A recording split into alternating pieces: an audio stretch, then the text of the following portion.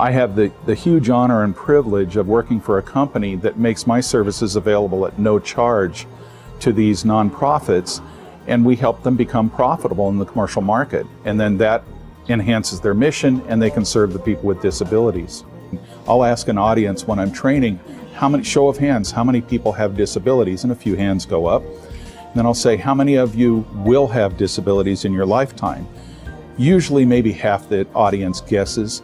And I'm able to tell them, well, 3 out of 100 may die in bed having never had any problems. The rest of us will have some form of impairment between now and the time we die. People with disabilities aren't them, they're us.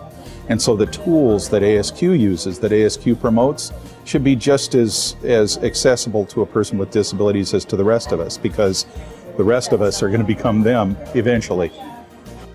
There was an agency recently that had a quality problem that was not escaping to their customer, but it was just eating their lunch because they were throwing away a lot of materials. And so they asked us to come in. We went in and just mapped their processes, did some basic process mapping, simple SIPOC. And the really cool thing is, it was one of those situations where they didn't understand that these tools were there and accessible to them. But once I'd done the process mapping with them and sat down in the meeting, I start going through the first you do this and this process works and puts that output, and then that becomes an input.